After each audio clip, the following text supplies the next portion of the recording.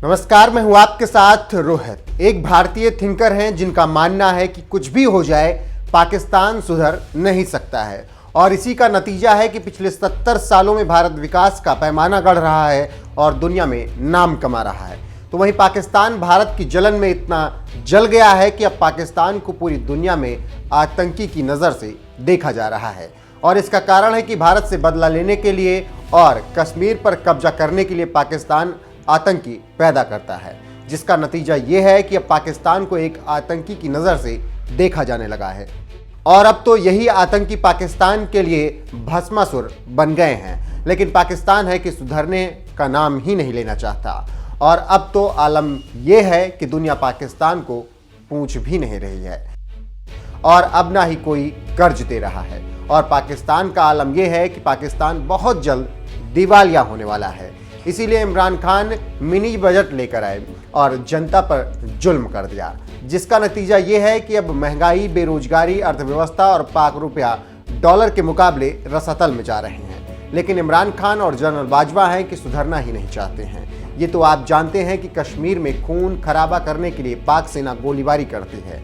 और बेगुनाहों का खून बहाने के लिए आतंकियों को भेजती है, लेकिन भारतीय सेना उन सब को ठिकाने लगा देती है। उसी कड़ी में एक दिन पहले पाक आर्मी की एक करतूत सामने आई, जब एलओसी पर पाक आर्मी ने अपने एक रंग रूट को भारतीय सीमा में घुसाने की कोशिश की तो भारतीय सेना ने कड़ा जवाब दिया और पाक सेना के इस मंसूबे पर पानी फेर दिया और सैनिकों को मार गिराया। फिर क्या था, पूरे पाकिस्तान में हलचल मच गई जब भारतीय सेना ने कहा कि पाक आर्मी अपने जवान की लाश ले जाए। फिर क्या था, पाकिस्तान की हवा निकल गई और इमरान खान बाजवा दोनों के चेहरे पीले पड़ने लगे और मीडिया जोर जोर से चिल्लाने लगी कि भारत ने हमें नीचा दिखाया है। लेकिन हकीकत कुछ और ही है और इस शर्मिंदगी से बचने के बजाय अपने ही सैनिक का लाश लेने से बाजवा इमरान खान मुकर गया। खबरों की माने तो जम्मू कश्मीर में कुपवाड़ा के केरन सेक्टर में एलओसी पार करके भारत में घुसने की कोशिश करने वाले पाकिस्तानी सैनिक को भारतीय जवानों ने गोलियों से भून दिया। घुसपैठिए की पहचान मोहम्मद शब्बीर मलिक के तौर पर की गई।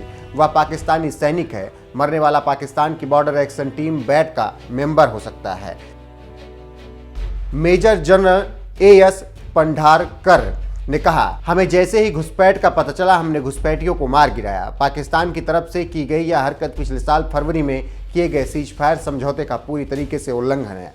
मृतक के पास से AK-47 राइफल, कुछ दूसरे हथियार और 7 हैंड ग्रेनेड भी मिले हैं। भारत ने हॉटलाइन के जरिए पाकिस्तान से अपने सैनिक की लाश ले जाने के लिए कहा है। पाकिस्तानी सेना ने इस पर कोई प्रतिक्रिया नहीं दी है। भारतीय सेना की माने तो शनिवार शाम को LAC के पास पाकिस्तानी इलाके में एक आदमी को हथियार के साथ देखा गया।